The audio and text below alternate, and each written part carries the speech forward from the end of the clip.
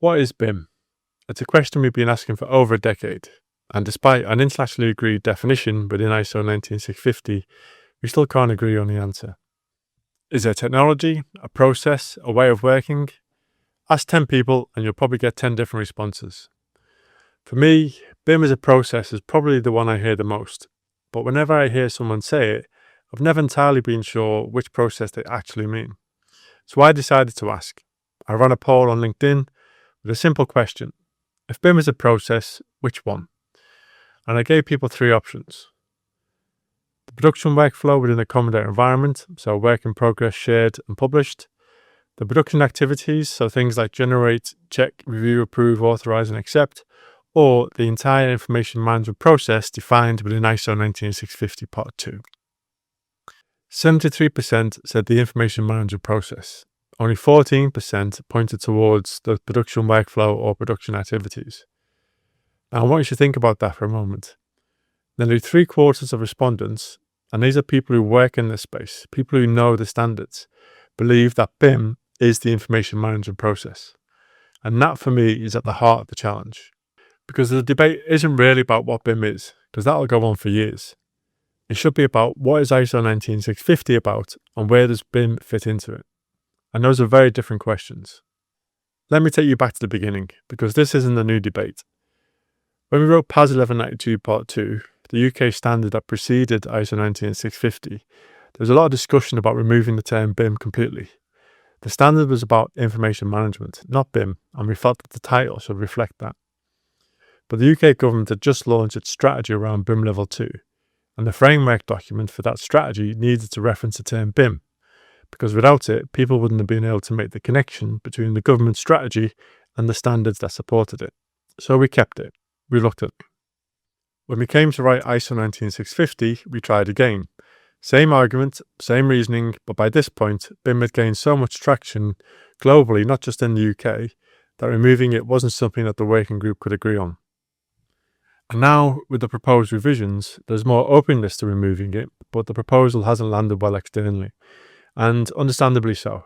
People have built careers around BIM, businesses around BIM, even national strategies around BIM. In some countries, BIM is the way in. It's how they're getting people interested in managing information in the first place, even if they don't call it that. So feeling like that's being taken away is not a small thing, and I want to acknowledge that. But in my view, the people who associate BIM with ISO 19650 are probably being missold.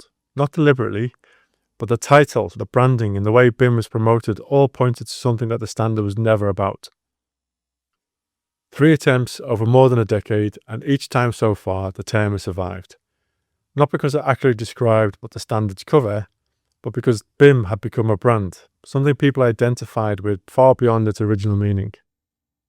So if the standards aren't about BIM, what are they about? Well, ISO 19650 is about information management.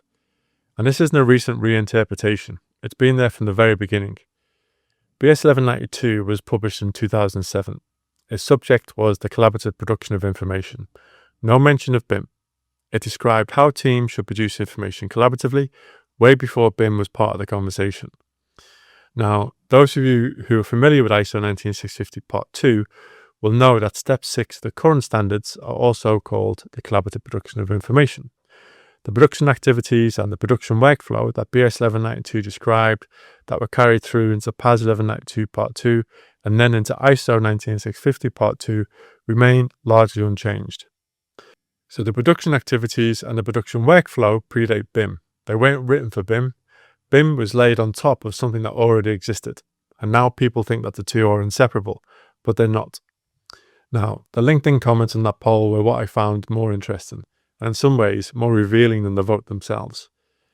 BIM was described as a process, a system of systems, a paradigm, a lens, a framework, and my personal favourite, a dream that only comes true if enough people believe in it. Nobody could agree, and that's the point. If a term can mean anything to anyone, it stops being useful. One of the people who commented was honest enough to admit that they only say BIM is a process to distinguish it from the misconception that BIM is a technology.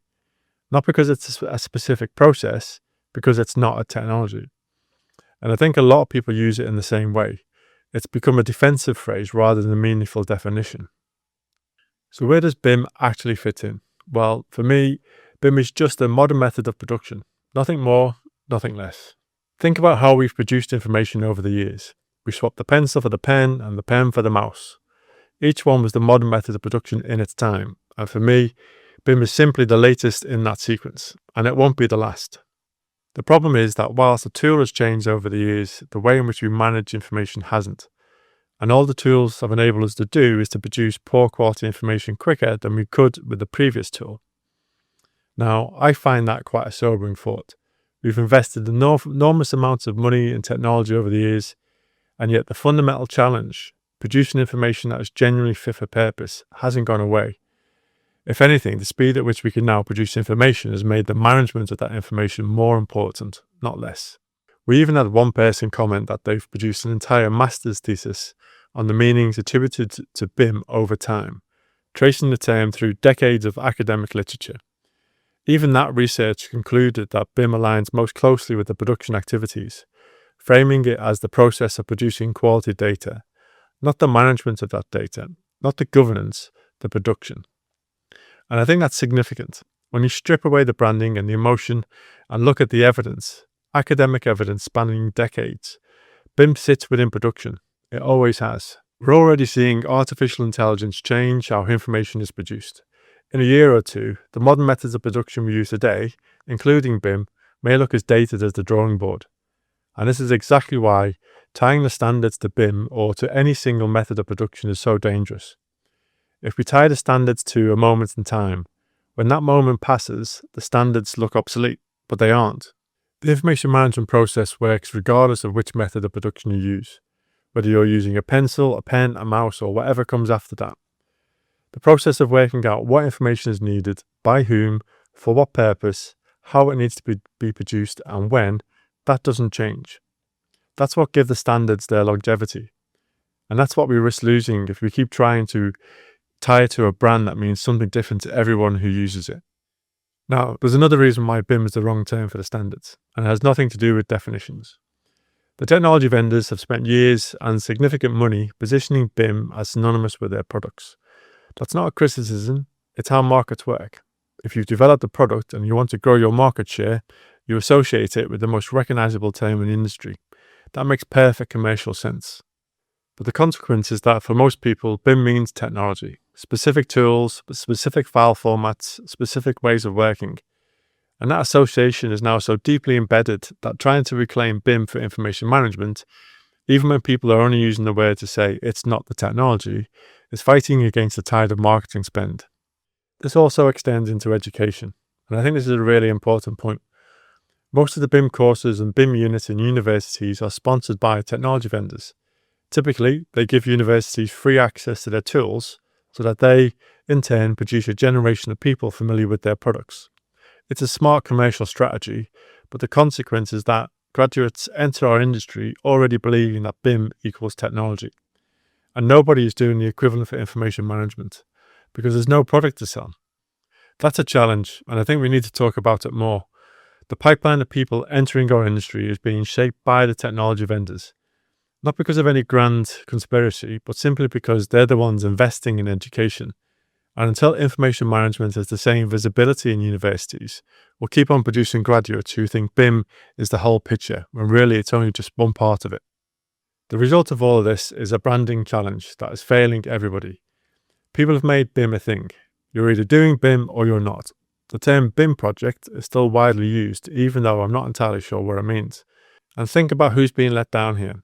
The people who want to know about BIM pick up the standards expecting production guidance, how to use the tools, how to produce information using modern methods.